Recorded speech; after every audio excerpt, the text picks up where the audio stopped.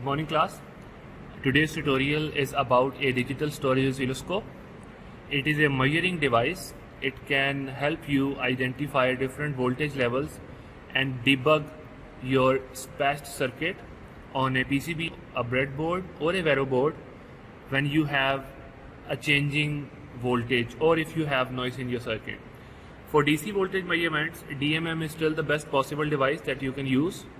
But when you have to measure characteristics such as time period, duty cycle, rise time, fall time, a periodic waveform, or an amplitude of a changing sine wave, you should resort to using a digital storage oscilloscope. It is a better device when it comes to changing signals. So the first part of the tutorial is going to focus on the screen of the DSO. Once you plug in your DSO into a power source and turn it on, you will see the following screen as you can right now in the video. Okay, so on the screen you can see different parameters. On the lower left corner you see 1.00 volts in blue over here. Just next to it you see OFF, which means channel number 2 is off and channel number 1 is set at 1.0 volts per dVm.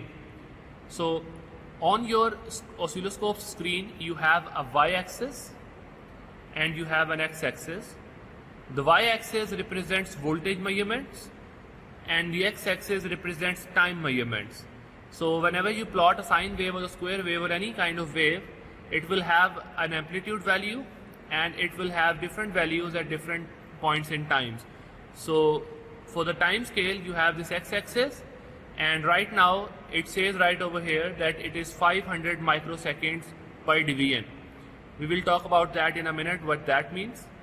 On the y-axis there's only a single blue line. The blue line here represents channel number 1, as can be seen over here, and the blue line right now says channel number 1 is set at 1 volts per dVm. Now you can see that there are multiple boxes like that you observe in a graph paper, and every division on the y-axis has a certain value of scale, which means that one box will have some value of voltage, and if a square wave is transpiring to two boxes you will have that value. So for this case, one box is 1 volts. If our reading is between two boxes it will be 2 volts. If our reading is between 3 boxes, it will be 3 volts. And if we have a higher value of voltage, we can change the scale of the graph by using the vertical control system over here. We will talk about that in a minute.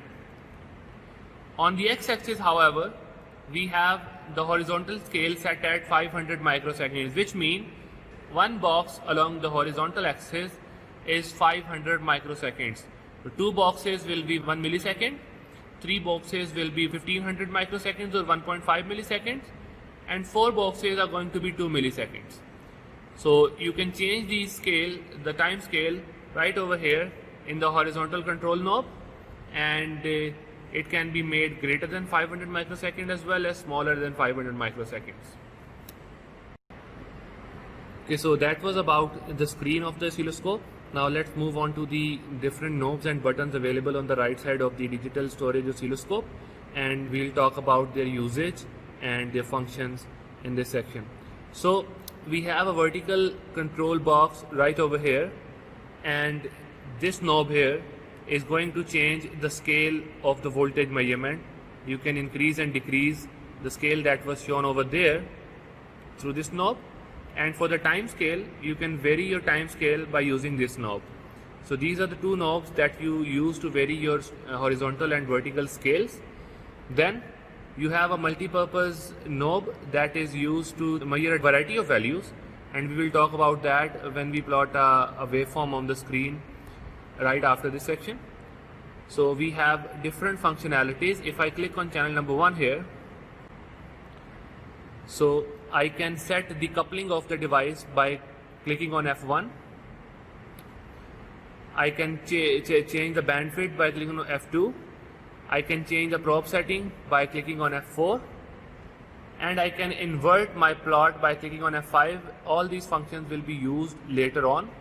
in different parts. If I want to set my horizontal axis to 0, I will use this button.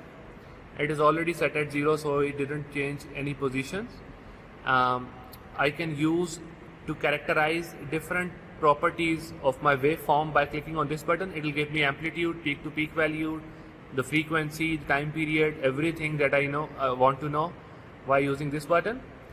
If I want to calculate a difference between two values and I want to see VA minus VB, I can use the cursor option. The cursor option allows me to choose two different points on the waveform, on the x-axis as well as the y-axis, and after I have selected those 2 points by the use of this multi-purpose knob, I can see what is the difference between the voltage of those 2 points or difference between the time of those 2 points. Okay, so while we're discussing buttons and knobs on the DSO, we can also discuss different options available for signals which have been fed to channel 1 or channel number 2 as inputs. So let us turn on channel number 1. As you can see that between the vertical control box and the horizontal control box on the right side of the image, we have channel 1 and channel 2 listed over there. I'm going to turn channel 1 on right over here. So once I turn channel number 1 on, it lights up in green. I can turn channel number 2 on at the same time. It turns on in orange. I can plot two different signals at the same time as well. But for now, I'm going to focus on channel number 1 alone. So channel 2 is now off. So as soon as I turn channel number 1 on, I can see that I have different options available on the screen. I can control these options by using F1, F2, F3 and F4 and F5 buttons. So if I select the channel number 1, if I click on F1, I have options to use AC coupling, ground and DC coupling. DC coupling, AC coupling and ground. Okay, so I was setting the camera.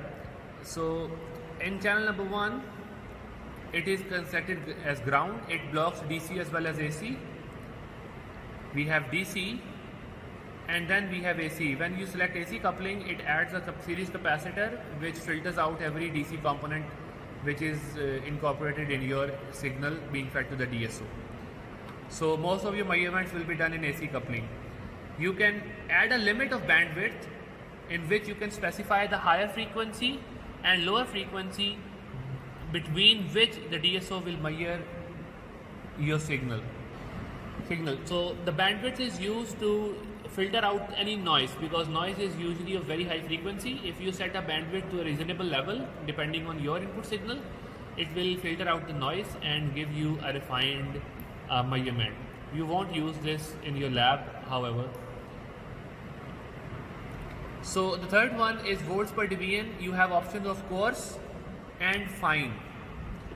So when the measuring voltage is very, very small, the divisions are going to be very, very small as well. For example, the small box on the vertical axis will be in millivolts or microvolts if you have very small voltage for measurement. So in that case, you will select F3 at fine. Otherwise, for 1 volt or 2 volts or 0.1 volts or 50 millivolts, 500 millivolts, coarse is going to give you a very good value. You don't have to change it. Then you have the probe setting. You can set your probe to 1x, 10x, 100x and 1000x. It is used to mitigate probe compensation in your DSO. We will talk about this later in the lecture today, in the tutorial today, and you will see that the most common probe setting when doing low to medium frequency measurements is 1x. For high frequency measurements, it is 10x, and 100x and 1000x are something that you will not use. These are active probe settings and we don't have active probes in our lab. The passive probes are limited at 1x and 10x. 1x is the by default setting. And similarly in channel 1, F5 gives you the option to invert any given waveform.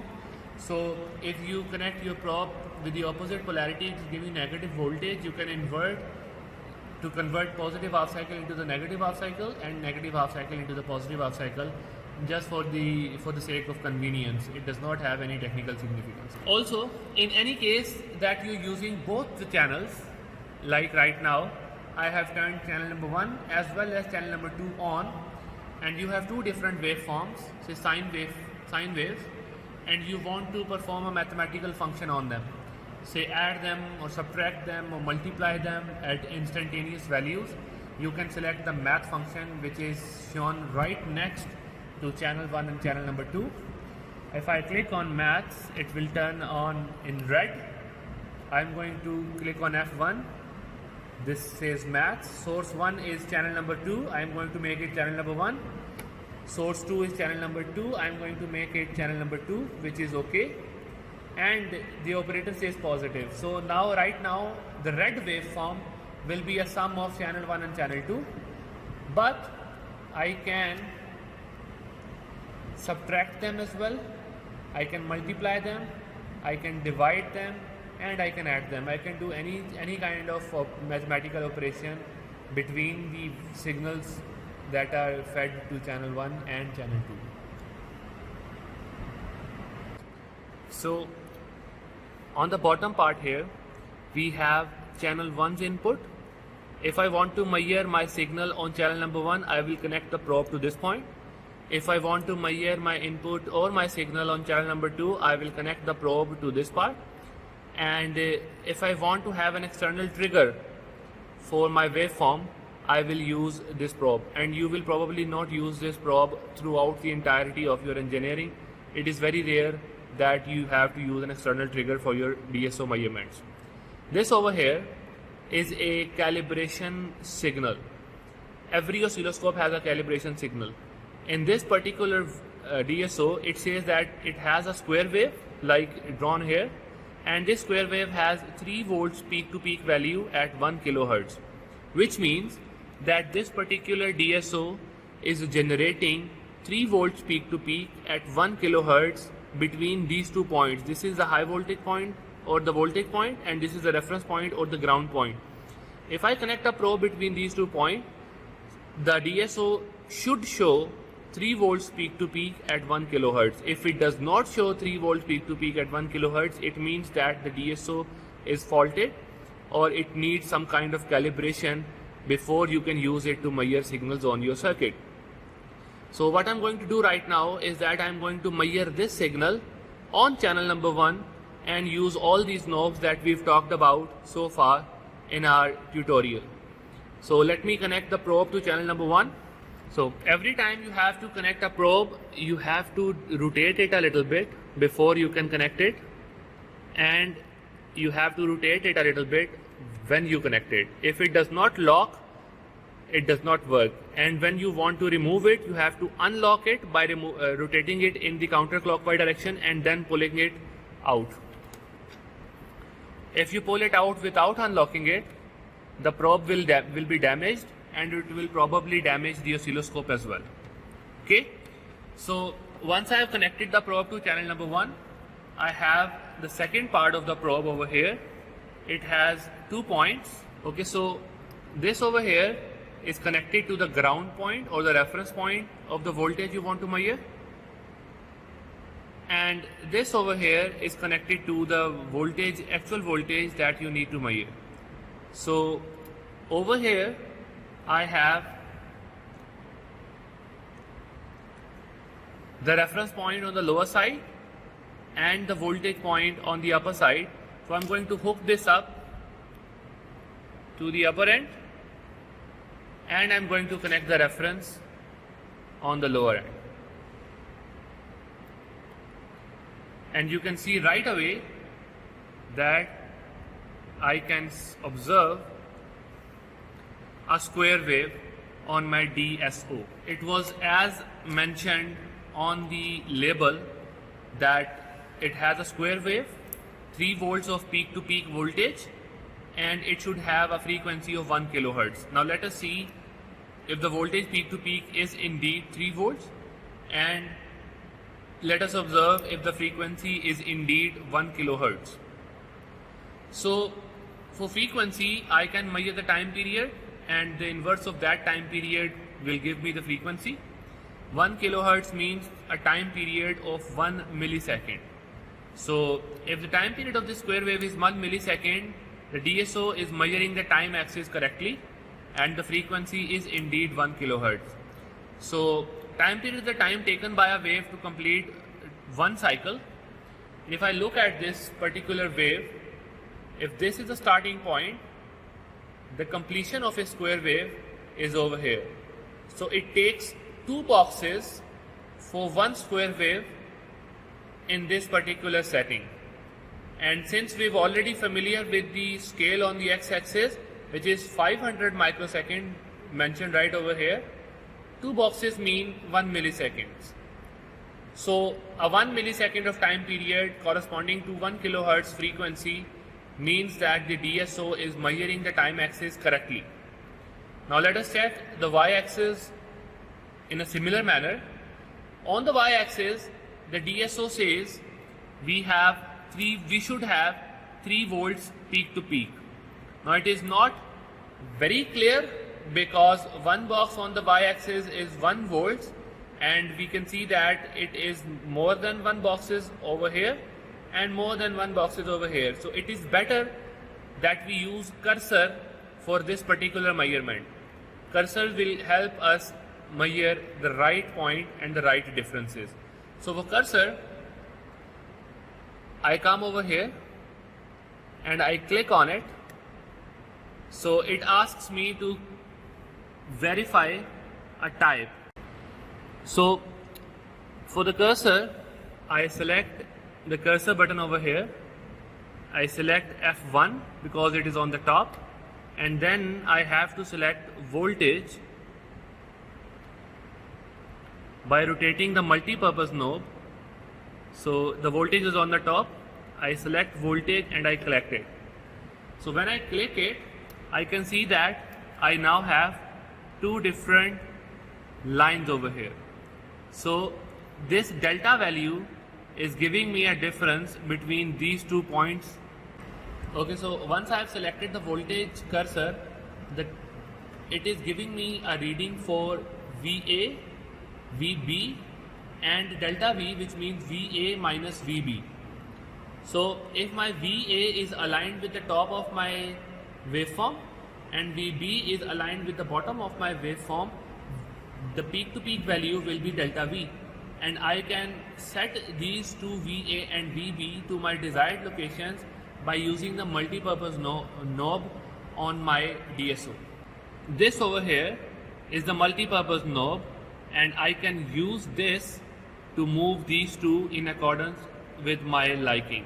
So if I rotate this, it is currently changing the position of VA, and I should align VA to the top of my square wave. Now it is perfectly aligned. I click on this multi-purpose knob and it will highlight the VB line. If I move VB to the bottom, VB will be aligned with the lower end of my square wave. So as you can see that when VA and VB are perfectly aligned with the top of my square wave and with the bottom of my square wave, I can see that the difference between these 2 peaks is 3 volts, and it is as promised by the DSO that V peak to peak should be 3 volts. Now we have verified that the DSO is in fact measuring correctly because the calibration signal that said 3 volts peak to peak square wave at 1 kilohertz is verified on the screen. Okay, so now let us verify the time period by using cursors as well. Using cursors to measure different values is a very good practice, and we should use cursors instead of guessing the alignment of the waveform. So now I'm going to measure the time period of the said waveform by using the cursor on the time axis. What I'm going to do is that I'm going to select cursor again, I'm going to select F1 again, and instead of voltages I will select time, which is on second. You can see over here time is on part 2. I have selected time, and now the cursor type is time. So you can observe that on the DSO screen, instead of 2 horizontal lines, now I have 2 vertical lines. So it is giving us TA it is giving us TB, and it is giving us delta T as well. And it is giving us 1 by delta T as well. Which means if I set TA to the start of the waveform and TB to the end of the waveform, delta T will give me the time period and 1 by delta T will give me the frequency.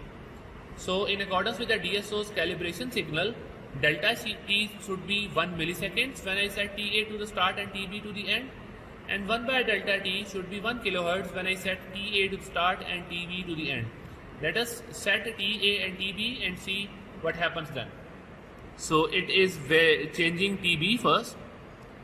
So I'm going to align this with the end of my waveform, and which is over here.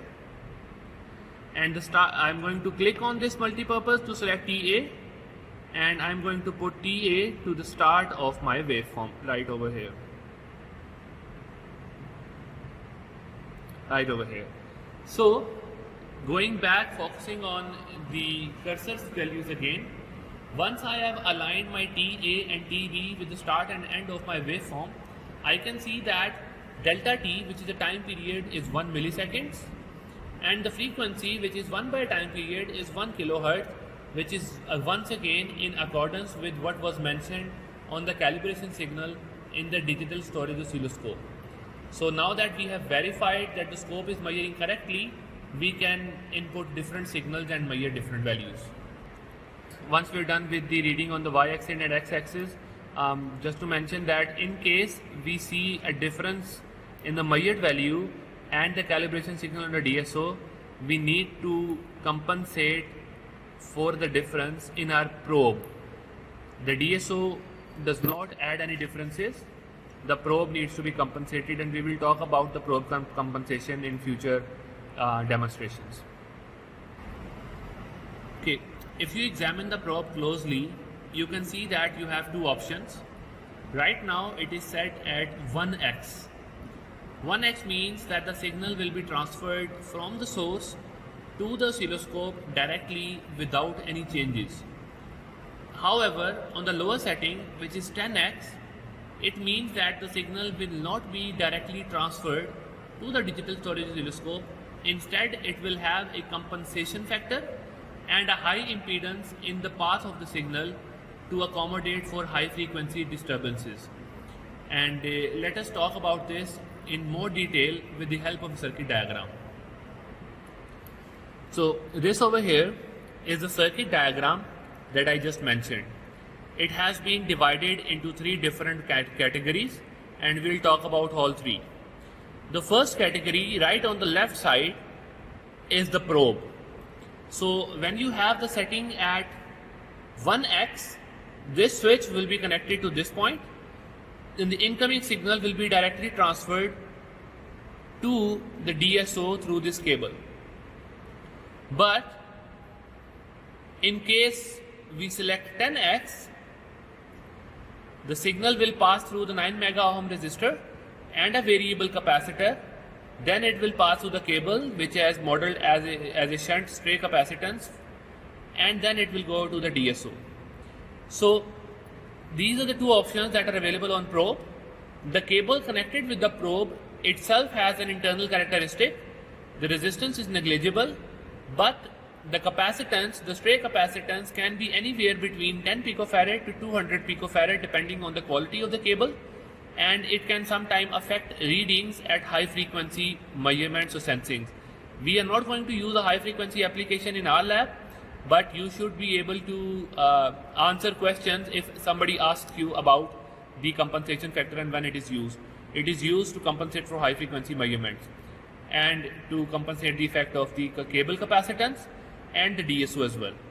So a DSO, when you connect your circuit with the DSO through a probe, along with the probe impedances, the cable impedances, DSO itself has a high impedance of the order of 1 megahertz and an internal stray capacitance of 0 to 50 picofarads, not 10 to 50 picofarads, 0 to 50 picofarads. The higher the quality of a DSO, lower will be the shunt capacitance associated with it. If you find a DSO with a stray capacitance of 5 picofarad or smaller, it is a very good DSO. On average, university grade DSOs have capacitances ranging from 10 to 50 picofarads, and this capacitance coupled with this capacitance can cause significant disturbances and noise when you measure high frequency signals, and you have to provide some kind of a compensation when you're doing your sensing at high frequency, and that compensation comes from the probe right over here. So in usual applications, in your applications which are low to medium frequency applications at low to medium voltages, you just need to set your probe at 1x and you will be fine. You won't have to do much in your lab. But later on in future applications, when you work on filter designs, you will have to compensate at 10x. Okay, so we just talked about the fact that a DSO has an internal impedance and a shunt capacitance associated with it. So every DSO has the same internal impedance or very close to this value, 1 mega ohms. The capacitance varies from 10 to 50, and in our case the capacitance, as can be seen over here, is 24 picofarads, and it has a maximum measuring voltage of 400 volts amplitude. We cannot measure a voltage greater than this. You will be working with 5 and 10 volts, so you're fine. So in the next part of our tutorial, I'm going to use a function generator, or otherwise also known as a signal generator. I'm going to generate the sine wave and connect it to my DSO, and I'm going to see what is the amplitude of that sine wave, what is the frequency of that sine wave, by using everything that we've just discovered. So what I noticed is that as soon as I connected my function generator with the following parameters to my DSO, the DSO is giving me the following response. So as you can see that the waveform in its current position is not at all recognizable. You can see that the x-axis is too cramped off, the y-axis is out of bounds, and it is constantly moving. So what we want to do is that we should have the positive and negative peaks inside. We should have the time period reasonably flattened out, zoomed in, and we need the the waveform to be static. We do not want it moving. So let us do all these adjustments and then see what kind of wave is being fed into the DSO. So for the vertical axis, I am going to use the vertical control, and as you can see that I am increasing the size of my vertical blocks. It is now at 2 volts per block, as can be seen over here. So let me move it to 1 volt per block. So the vertical problem is now solved, but I still do not understand what kind of a sine wave is this with the horizontal axis being cramped to this level. So in order to expand the horizontal axis, I need to make this box on a smaller scale. So let me change the horizontal settings to 500 microseconds. It is a little bit clearer. 200 microseconds is more clear. 100 microseconds seems perfect. But the problem remains that the wave is in continuous motion. It is not static. We want our wave to be static for measurements by using cursors. So what I'm going to do right now is that I'm going to use the trigger level. Trigger level tells the DSO when to start and stop measuring a periodic waveform so that it can be static. The trigger knob is on the right side of the control, as you can see over here. So I'm going to raise the trigger level such a way that it passes through my waveform. So now this is an appropriate trigger level, and we can tell that because the wave is not moving anymore. This is a sine wave that was being fed into the DSO. Let us see what is the amplitude, what is the time period, and what is the frequency of said wave by using the methods that we have already discussed. And if for some unforeseen reasons you are unable to observe a static waveform even after setting the trigger level, then it means that your measuring signal is in a constant transient state. And in order for you to clearly see a waveform, you can use the run stop button over here. It is too bright, so you cannot, you probably are not able to look at it clearly, but it says run and stop. If I click on it and it becomes red, it means that the wave is now being stopped for your viewing. If I click on it again, it will then again run. But the trigger level in most cases will set the waveform straight. Let us just for the sake of demonstration see how the run stop button works when the trigger level is not appropriate. So the waveform once again is in motion now, and I can use this button to stop my waveform. It is a screenshot of the waveform at the time when you press the button. When I click on it again, the waveform once again starts moving, and I'm going to set the trigger level appropriately so that it doesn't move. There we go. So these are the two ways in which you can make your signal static, a periodic signal static. So now that my wave is in a perfectly observable state, I'm going to try and measure the time period, amplitude, and peak to peak value. So before I do any of that, I'm going to see if my wave has a perfectly zero ground value. It is very important. Otherwise the amplitude will be wrong. Peak to peak value will be correct, the time period will be correct, frequency will be correct, but the amplitude will not be correct. So what I'm going to do is that I'm going to set my waveform to 0 over here, and it has set it at 0. Okay, just to verify, you can click on channel 1, you can click on F1, and instead of DC or AC you can select ground. If the ground is at the perfectly 0 horizontal value, you're fine. Click on channel 1 again, move to AC because it was an AC signal, and now we can proceed with the cursor values.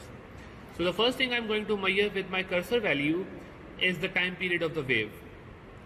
So I'm going to click on cursor, I'm going to click on F1, I'm going to select time by using the multi-purpose knob, and I will have two vertical lines. If I put this side of the vertical line to the start of the waveform and this side to the end of the waveform, I will have everything I will need from the time axis. What I'm going to do now is that I'm going to rotate the multi-purpose axis, and the wave is crossing 0 right over here. So TA is set very nicely. Let me set TB as well. The wave is ending at this point after completing one positive half cycle and one negative half cycle. So TA and TB are set properly. The frequency is 5.051 kilohertz and the time period is 198 microseconds, roughly 200 microseconds and 5 kilohertz. This is the time property of our signal.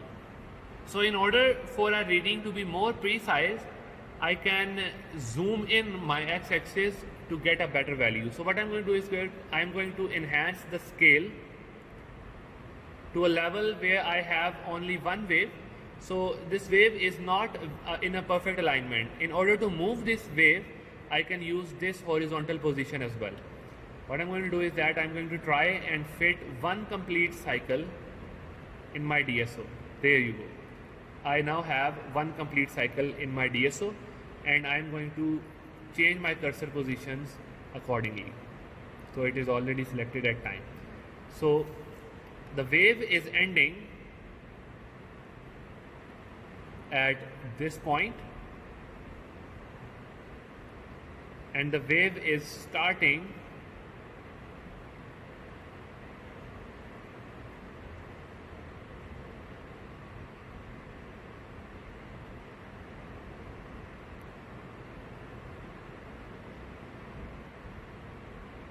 at this point. So as you can see that as soon as we zoomed in and used the cursor again, the accuracy of the reading improved significantly. Instead of 198, we now have the better value or the correct value of 200 microseconds as its time period and 5 kilohertz as its frequency. Let us now move on to the peak value or the peak to peak value. For that I don't need the time cursor, I need voltage cursor, which will be two horizontal values.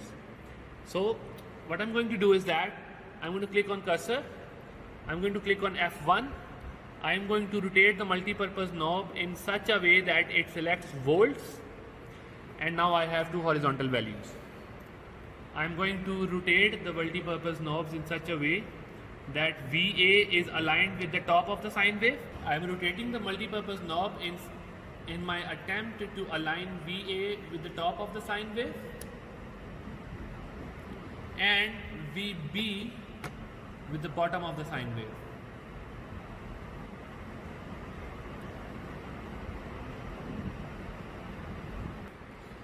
So as we can see that VA minus VB delta V peak to peak value in this particular case is 3.92 volts. In order for us to increase the efficiency a little bit more, we can try and adjust the scale in such a manner that the peak becomes a bit sharper. So the peak is now a bit sharper, and I'm going to change the cursor position slightly. Now the peak to peak value, after making the peaks a bit sharper for the horizontal lines to cross, we have 4 volts peak to peak and 2 volts of amplitude for this particular sine wave.